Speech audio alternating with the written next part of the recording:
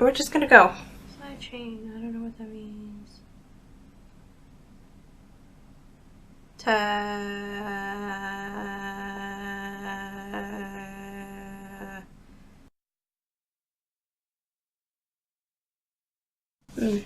Alright, it's hot. It is hot. That works, right?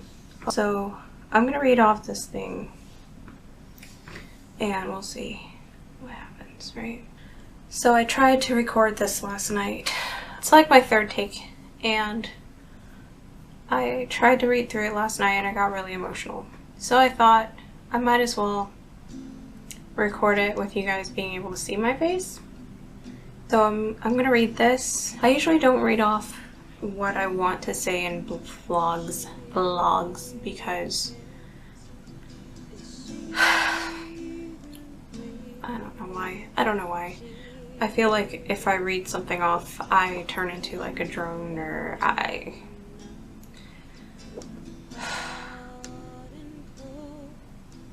figure I should learn how to present myself like as time goes, instead of like trying to polish it up beforehand and then being something I'm not. I want to be as much of myself as I can be. So I think that's why I usually don't write stuff down, but I wrote down the gist of what I wanted to say, so I'm probably going to read that off. And last night I went off of that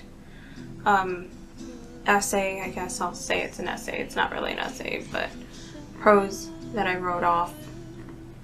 I was reading it to my phone in bed and I sobbed all night, and I don't know, I was just in a really dark place last night. Anyway, more on that later maybe. It's been a tough time, so just reflecting on who I am and whatnot, and it's just been a bad depression day, I guess. A week or month, I don't know. But anyway, I will go on with this. The title, you know, this is going to be something like, you know, what I wrote on here sounds really weird. But I wrote why I want to thank Jeffree Star and Shane Dawson. And it's basically commenting on the series that Shane did on Jeffree, and Jeffree's follow-up video that he put out this Sunday, which was the 19th. The 19th of August. Today is the 20th of August.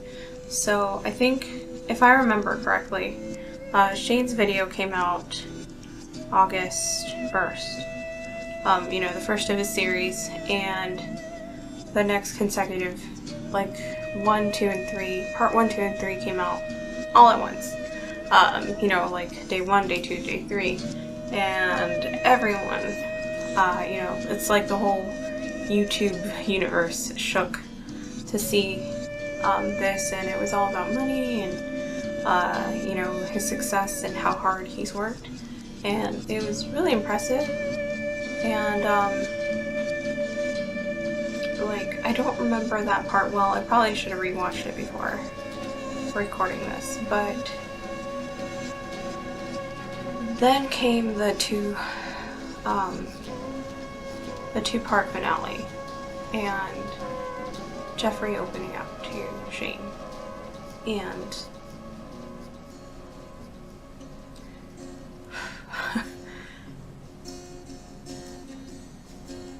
anyway, I guess this is my response to that,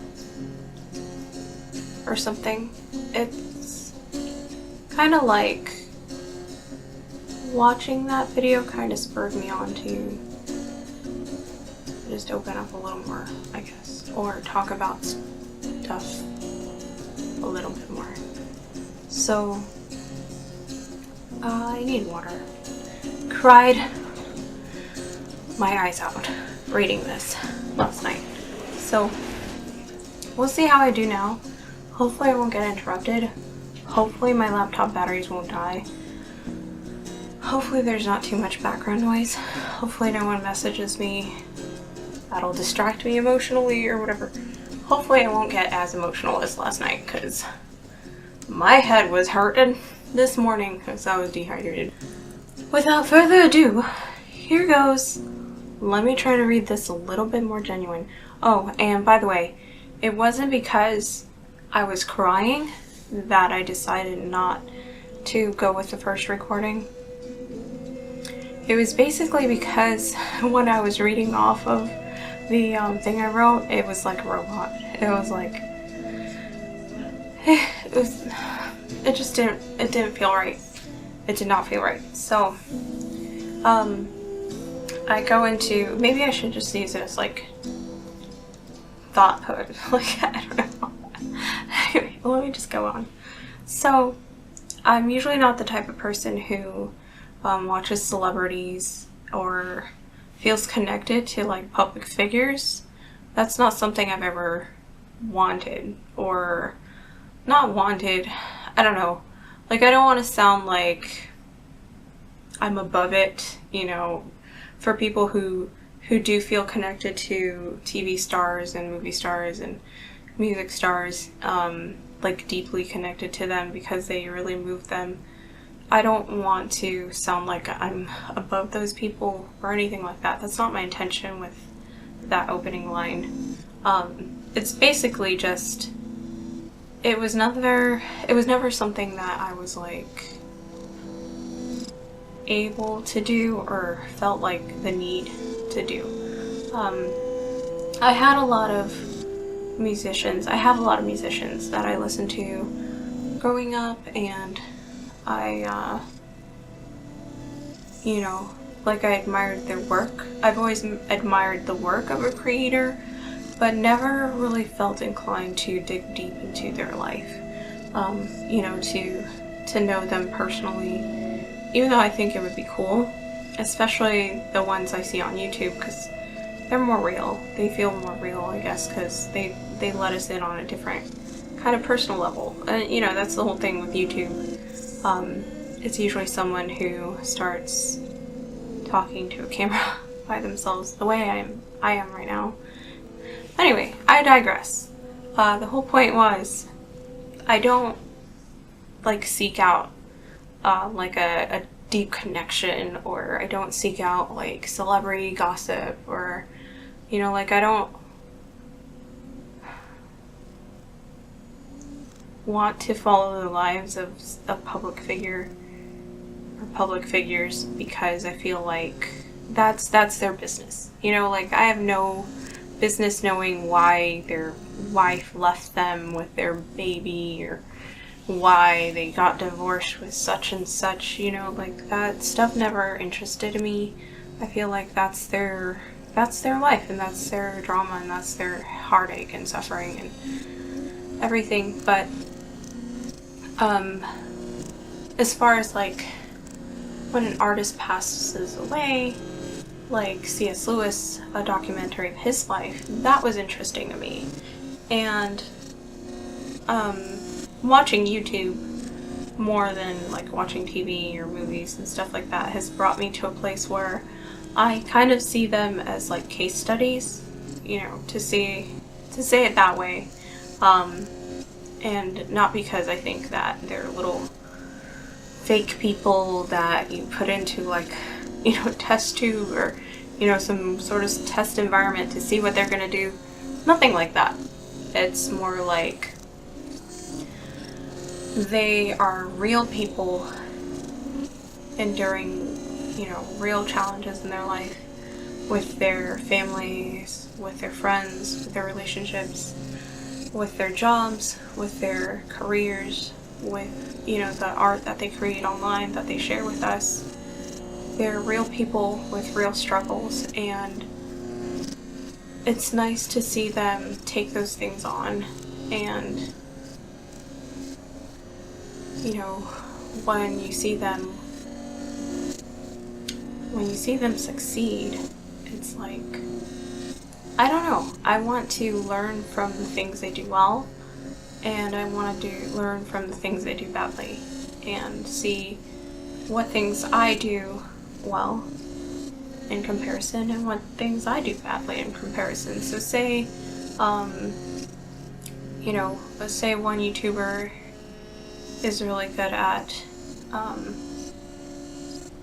not reacting emotionally to something that happens and just taking it outside of themselves and looking at it with like an outsider perspective and seeing what they can do to solve the conflict instead of reacting emotionally and whatever. That's something that I would value, because I react to things emotionally instead of thinking things through or even understanding my feelings. So anyway, furthermore, that's why, you know, I see YouTubers that way, as a way to grow and understand myself better, through the eyes of someone who I think is similar to me because they're creators. And you know, I write music, I draw, or used to draw more. I used to draw. I used to paint, you know, and I used to write too. So anyway, I'm a creative person, I'm an artist. So I think people on YouTube are creative people and they're artists. So I feel like they're like-minded people, and that's why I want to learn from them. So I guess you could say I kind of look up to them. But to me, it's more like I'd rather see them as peers for the ones that are at my level, and mentors for the ones that have surpassed me, and or that have been in it longer. You know, that have worked harder and for longer. Even if they're younger than me, 10 years younger than me, or you know, my age and a lot more successful or whatever, a lot more further along, I would say. I don't think that success is like money or anything. I think success is like the satisfaction you get out of what you create, and the learning process of, you know, making something better the next time. That's my belief. But anyway, so, you know, that's how I see YouTubers. And so that was the beginning paragraph. That's what it was supposed to be about. It's a lot less wordy than that. But, this is probably where I get emotional. And I'm gonna start reading again. Shane's video about Jeffree's life hit me in a way that I can't even begin to explain. And today Jeffree put out his own follow-up video that made all these feelings even more real. Jeffree has lived a life with so much darkness locked away in his heart, and went through so much hurt of self-harm, depression, and just pulling himself away from people. The reason I really identified with that part is I struggled with a lot of the same things, and I think I get more into it later. But particularly in the past few weeks, I've been really like mentally isolating myself and just disconnecting from people. I've been, you know, streaming on Twitch, and I've met all these great musicians and other type of artists, and you know, people that just love games, and they're really creative with their outlays, and you know, their personality, like to engage people is part of their character, part of their artistry, in my opinion.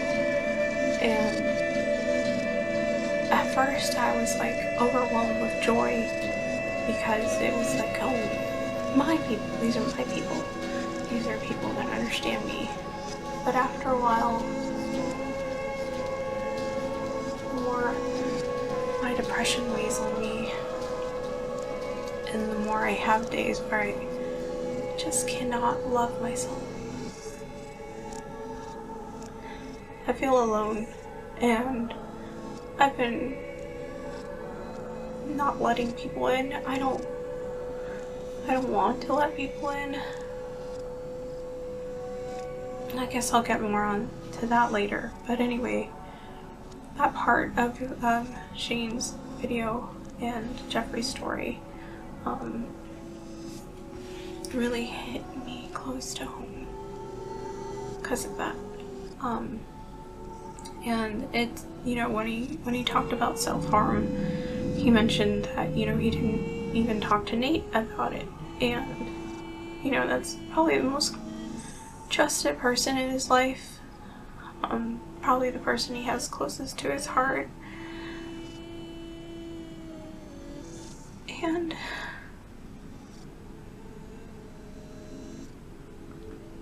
it just made me sad because I saw myself, and he doesn't deserve to be alone.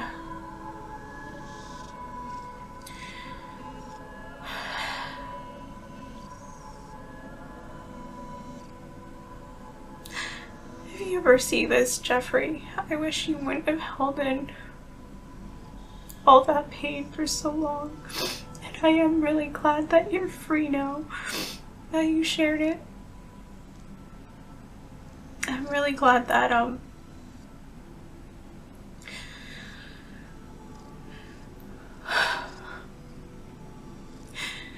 you could let your audience in, that you could let Shane in, and hopefully let Nate in a little bit more.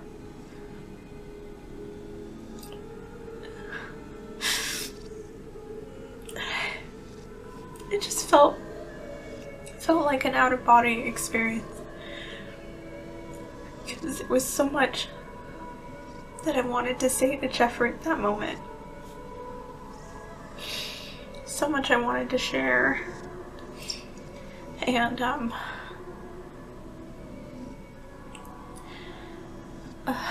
don't know how to say this and stop crying. But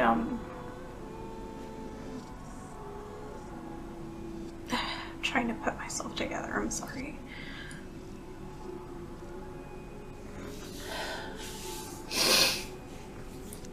You know, in a lot of depression books or whatever stuff online, I don't read books, I read more stuff online. They'll say things like, oh, or this app I was using for a while, they'll say, what would you say if your friend was going through this right now? And I never had words for it because I never really had a friend open up about stuff like that. Nothing that was like, that felt completely like someone in my shoes, but outside of me. And seeing just the look on his face, I felt like I knew exactly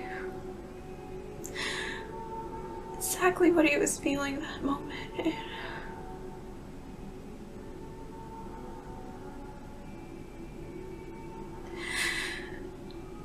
I wished so much that I could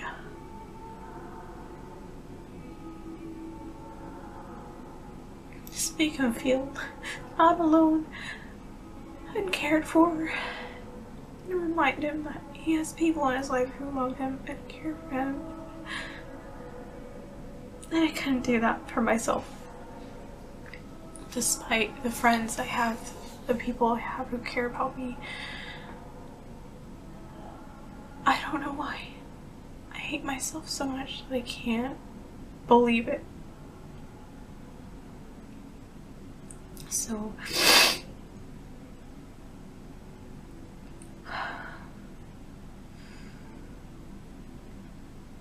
no one needs to go through that much pain alone. No one deserves that. I don't know why I think I do. I guess admitting it is something I've never done. Not out loud. On my good days, I try to tell myself that. Or, you know, my online forums that I rely on, they'll say stuff like that, but it just doesn't feel real. It just doesn't feel...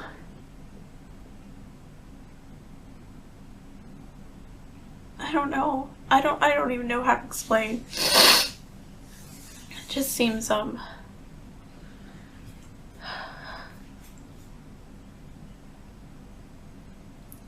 seems like it's fine for everyone but me, I guess. I don't know. I don't it's not even that. It's not even that. It just seems like I can't think of one thing about myself that I should be proud of. And maybe it's because I'm too hard on myself. I mean, I can objectively see things, talents, whatever, that I've grown into, that I've gotten stronger at.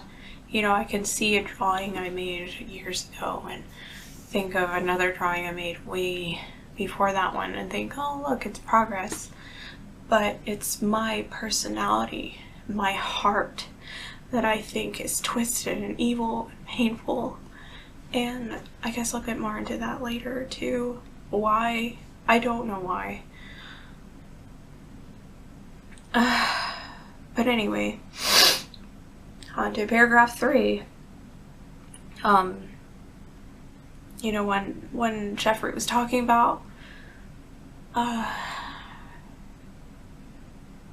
you know, showing all his cuts, it just made me flash back to nights that I cried myself to sleep. And I'll read this off here. Try, maybe it'll keep me from crying, but the nights I tried to skin and bleed with whatever sharp thing I could find. Quietly hidden in my room. When I found out that cutting was a thing, or self-harm, I always thought to myself, I don't fall into that category because I don't have things that cut my skin. Nothing left any scars. But I remember I reached a mark I tried to leave. Whether it was my nails, digging into my arm as hard as I could, never broke skin, or a thumbtack, or anything I could find.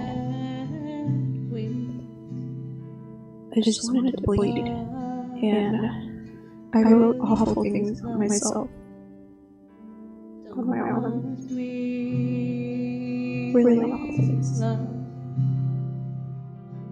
Into the rainbow love that burns free and bright. I wrote really awful things about myself when I was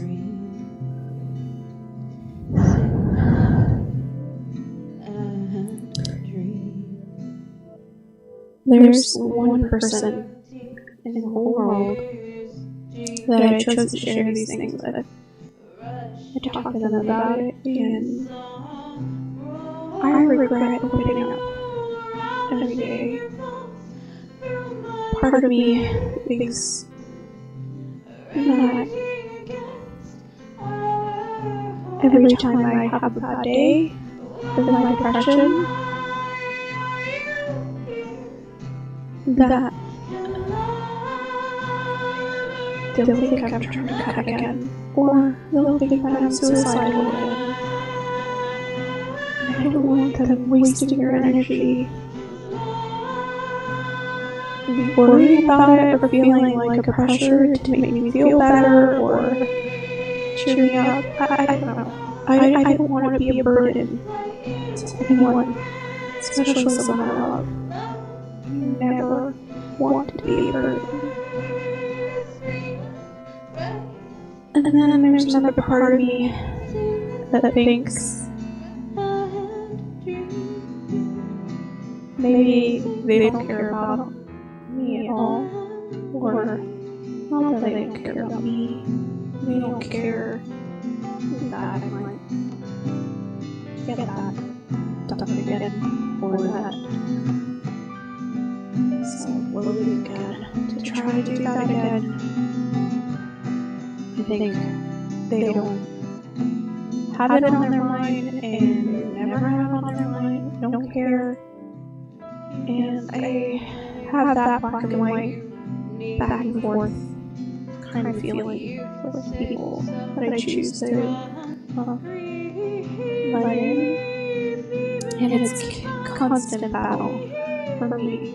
It's like part of me trusts that when they say they love me, care about me, and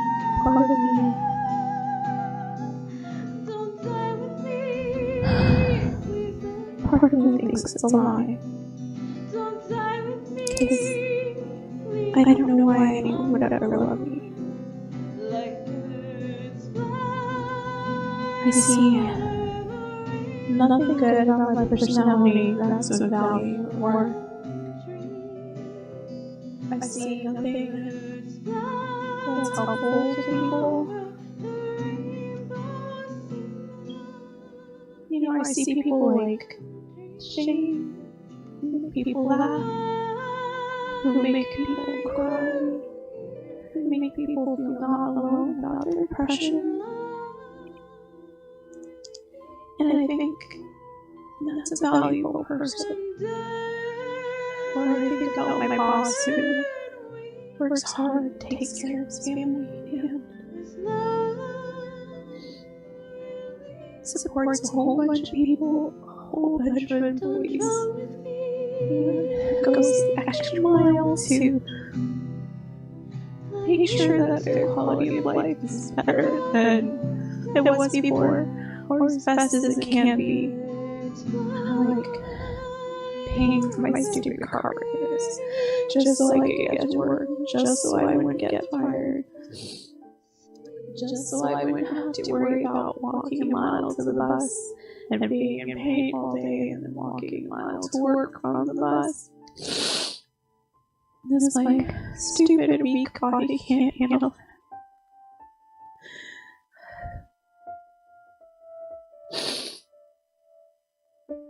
Think about my mom and how strong she is to put up with an abusive husband, basically raised two kids by herself.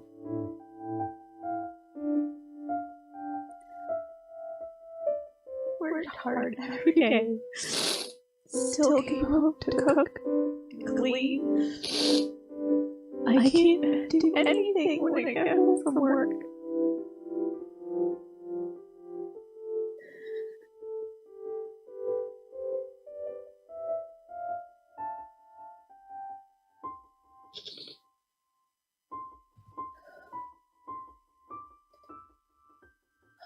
I'm crying again.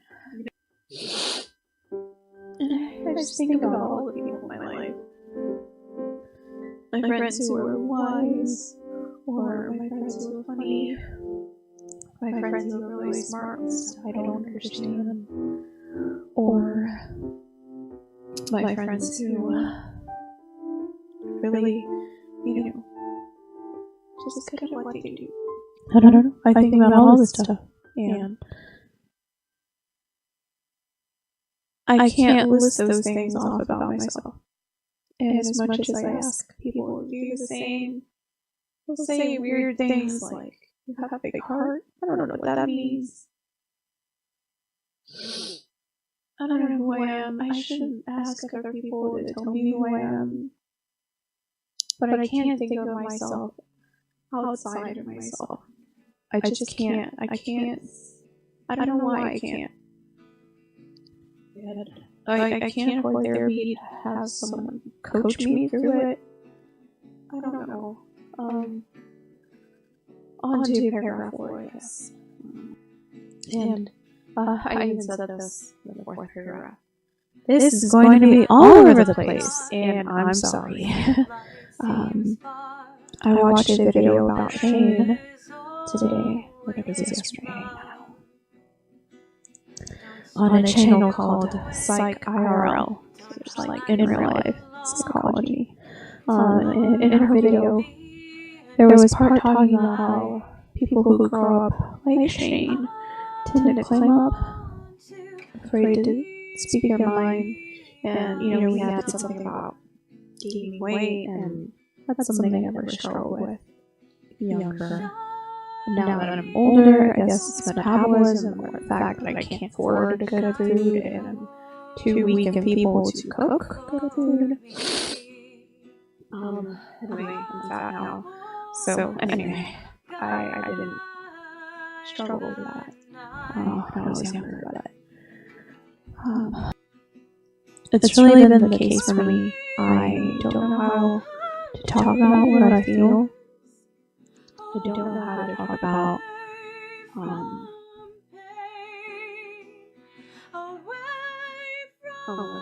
anyway, I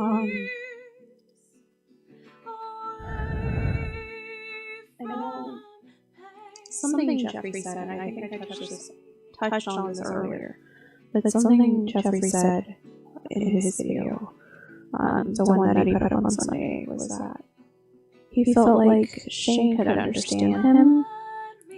He felt that he could trust him for whatever reason. And I kind of think that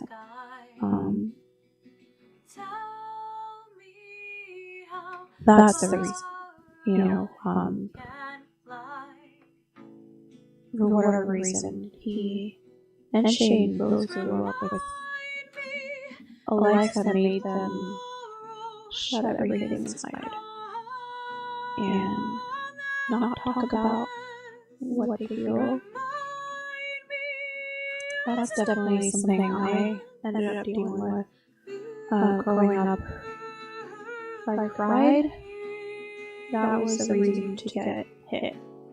If I disagreed with whatever was going on, say we were looking for a restaurant we could eat at, that was a reason to cause a big fight in the car and put me down.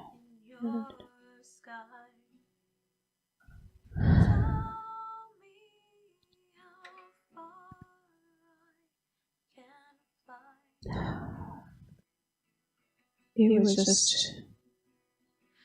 wasn't good, so I learned, don't say anything, especially when you're upset. So I feel like outside, I learned to just, I don't know, like, I think people can always tell nowadays, especially if I'm not myself, but they don't know why.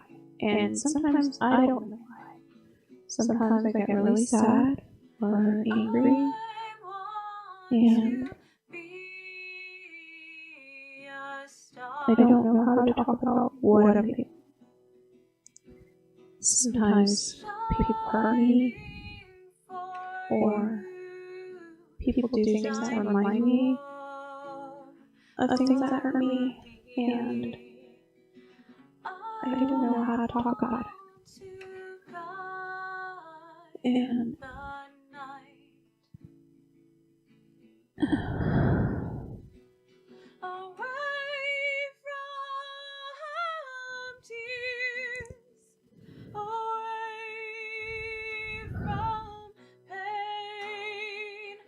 there was something, just something about the fact that Jeffree and Shane are two young men who had a life that made them feel the exact same way, and they have people who love them, like really love them, and they have careers that are successful and beautiful, and give life to so many other people. That's all I've ever wanted from my music, for it to give life to people.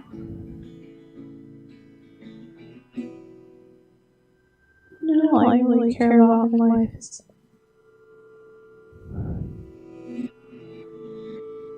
is really helping people.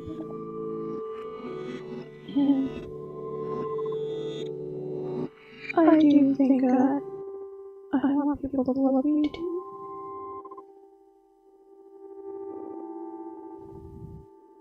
I don't know if I've ever said that out loud.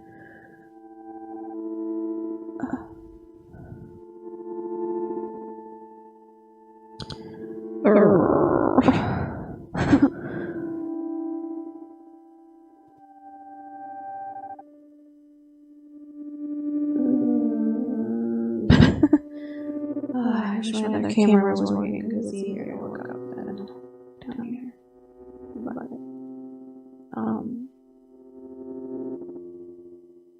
sorry, I'm shaking the camera now.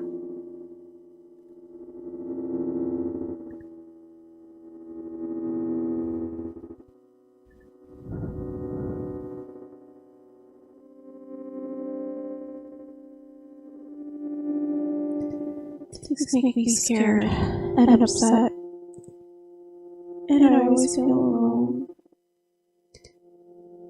There's so many groups that say, you're never alone. Everything you struggle with, you're never alone.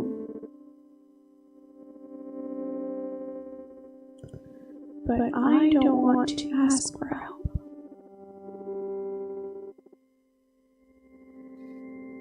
Last 3 years, my depression has felt the worst, and maybe it's because I am aware that it's depression. When I was a teen, and I was suffering through these pains and hurts and thoughts and feelings,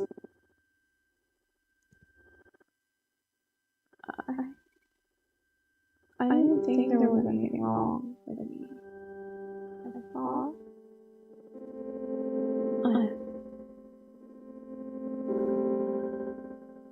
I thought it was healthy humility, I guess.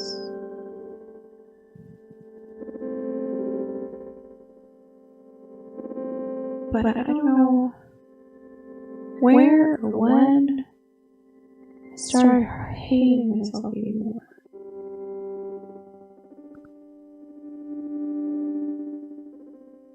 I don't know if it was when my dad left us and blamed me for every single fight that he and I ever had, or if it was when he stopped talking to me when he would call, unless my sibling refused to answer the phone. Then all of a sudden I was good enough to talk to you. I don't know if it was that or something else. I don't know if it was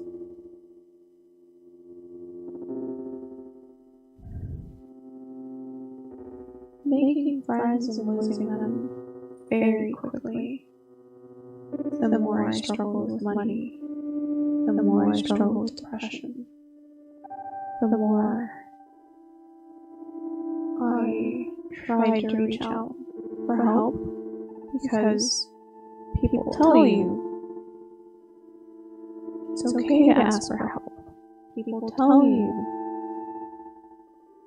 you're never alone. People tell you we're here for you. We're here to pray for you. We're your family. We're this. We're friends. That's what friends do. And the more I asked for help, the more I felt useless. The more I felt like a burden. The more I felt like I was no help to anyone. And there's always this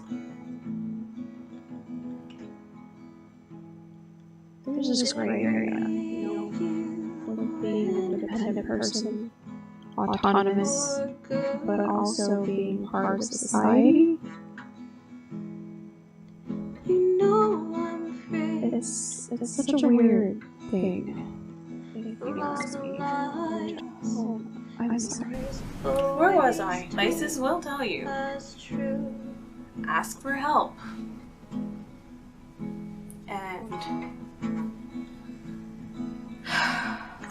a lot of churches made me feel like I shouldn't be asking for help. When I did, it basically told me I was useless.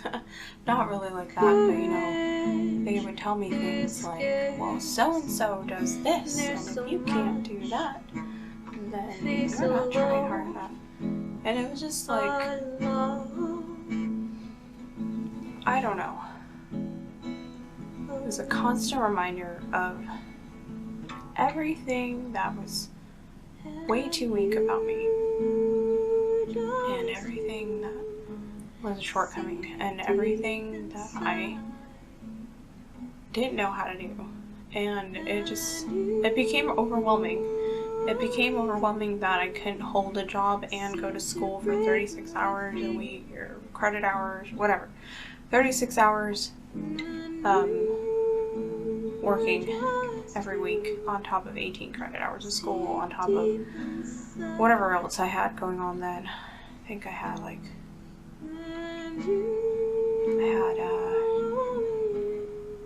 what was it? I forget what they're called, pre-internship. So I had that going on, and it felt like normal people can do this. And I felt like they were saying I was a lazy piece. That's what it felt like. No matter what I did, every time I asked for help, I got criticized. Every time I, reached out to people just to let them in, just to let them know what I was going through, just to not feel alone, I got put down. And I never asked for help because I didn't think I could find a solution. I just hated that feeling of being alone. And the last 3 years has been shutting everyone out, cutting them completely off. And there's probably 2 people who I still let in, and I let them in closer than anyone else I've ever known. And they know stuff about me that I've never told anyone else. And I don't know why, but I know that they don't have the same background I do. They don't have the same faith I had then. Whatever I have now, I'm not sure. I couldn't name it, to be honest. I don't want it associated with what I associate with so much pain.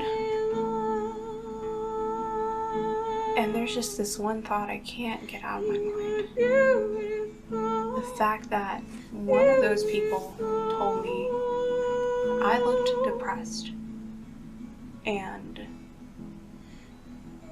I just could not fathom why you wouldn't reach out to someone that you think is depressed, and you just leave them to be alone all the time, and you leave them to be unmentored, unshepherded, whatever word they wanted to use then. No guidance, no wisdom, no help, no compassion, no sympathy. And then when I would try to reach out to them, when I finally decided to tell them my deepest dreams, they told me I didn't know anything about God. Maybe I don't. I don't think anyone does. It's this being that is limitless and endless, and there is no way that any human mind could possibly fathom something infinite. maybe I don't know anything. But what right did she have to say anything like that? And I don't know why I tried to forgive this person. I tried so hard, but it's not even about the person. It's just the whole culture. And it's just left a scar deep in my heart. I don't trust people. I don't want to let people in. It was hard enough growing up. Things have only gotten darker and deeper and more scary. Living through years of not knowing if I was gonna eat, if I was gonna have a home, of not having anyone who supposedly cared about me reach out and ask, hey, do you have rent this month? Hey, do you have food today? And it's not about money. It's really not.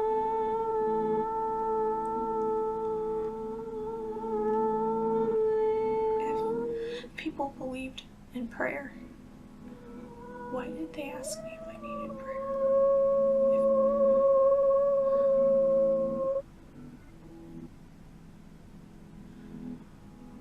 And it was people that I beat myself up about. My own sibling who I thought I drove away. I blamed myself for years, despite the fact that I texted every day, that I called every day, that I reached out as much as I could, asking, hey, how are you? Hey, let's have lunch. Hey, let's hang out. Where are you? What are you up to? Hey, call me. Hey, I miss you. Hey, I love you. Over and over again. For years. Until I gave up. They might as well not even know if I'm alive. I could be dead. And this is what hit me from Jeffree's story when he opened up about his mom.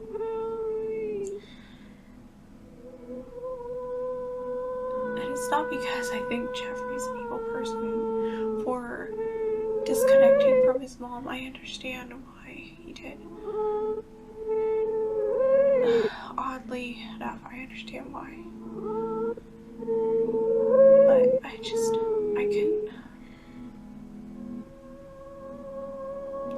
couldn't get over the thought. 2 years ago, we didn't have any money left, and we were really close to being on the street.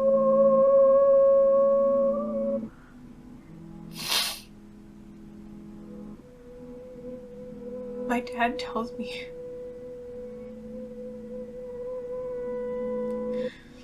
that I'm useless and lazy, and that's why I'm struggling.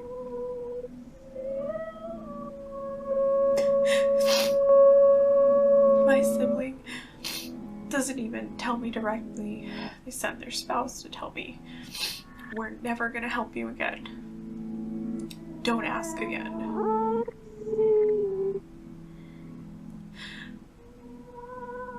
I'm not a leech.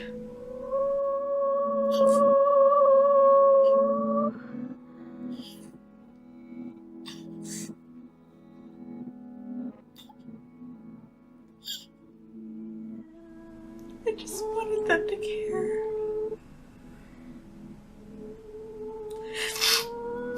I wanted them to know that if Mom and I ended up on the street and unable to reach out, that we might be dead, that we might be homeless. I just wanted them to know where it was, where I might be.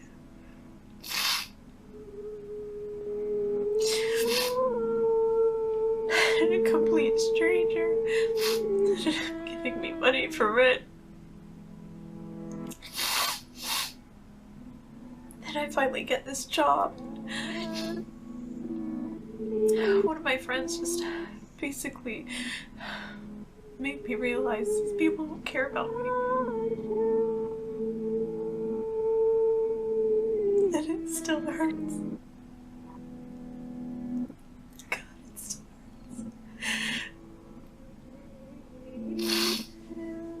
hurts. And I've tried so hard not to talk about it. I don't want to trash these people. I love my dad. Even if a lot of my pain and a lot of my weakness is because of him, I can't blame him for who he was. I know he tried.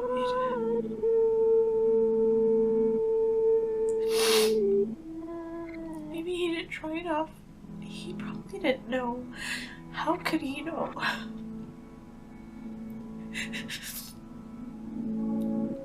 He's a human, just like I am.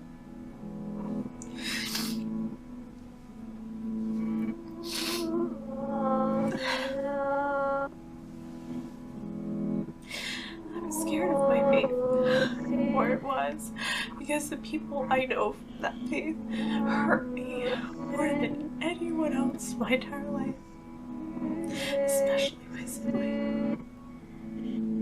It just feels twisted.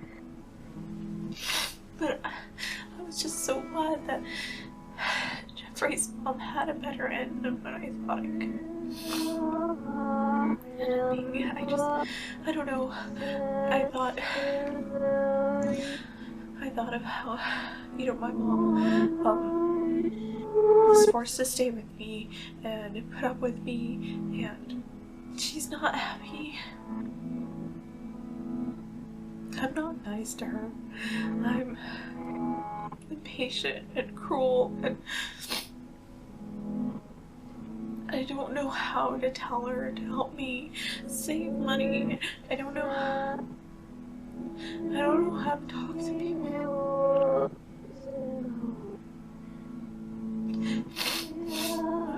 I keep thinking at least she's not on the street.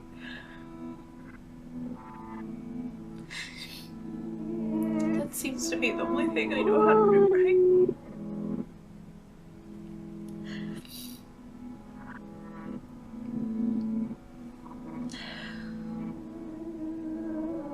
I guess I want to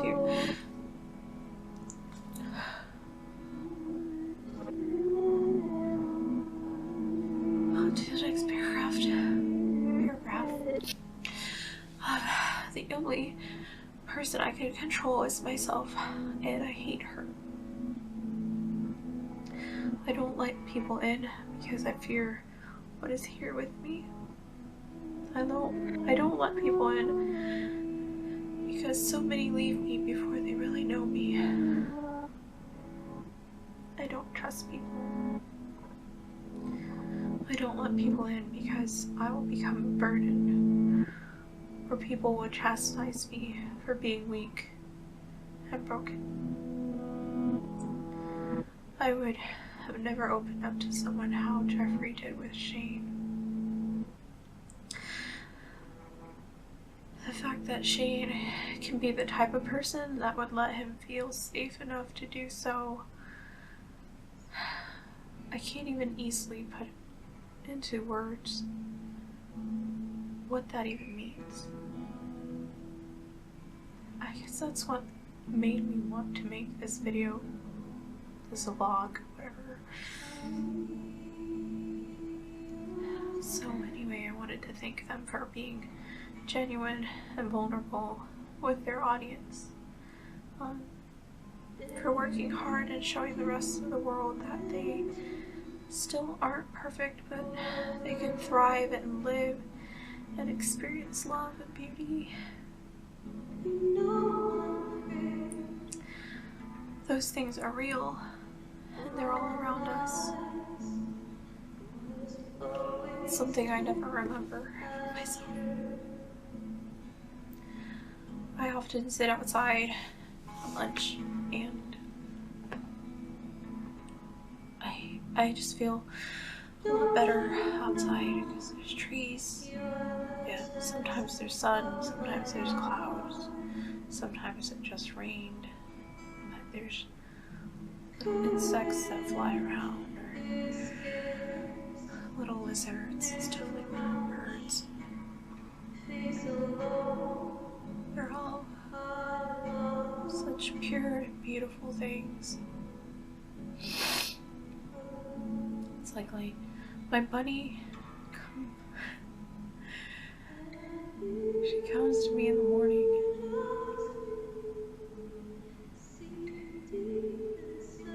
When I sit down on the floor with her, she licks my knees and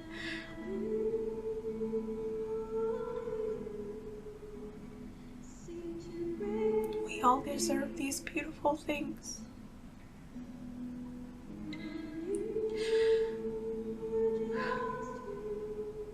We all deserve love and peace and beauty and joy.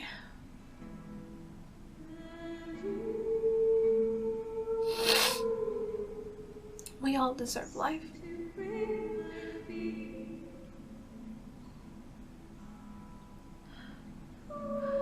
I think at the end of his video today, Jeffree said to ask for help. I don't want help because I feel needy and broken and abusive as it is. I don't feel like I deserve help. I should know how to fix this mess on my own. I can't afford therapy. Maybe I'm not committed enough. Maybe I don't care enough.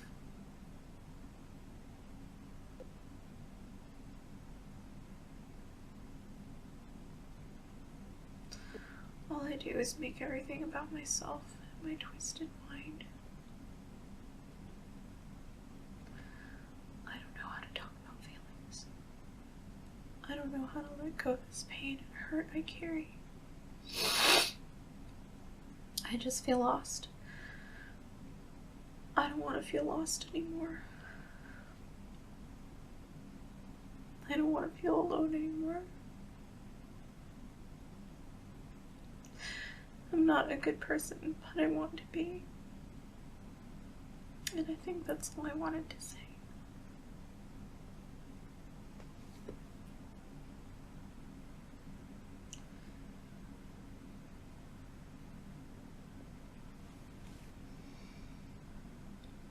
Testing.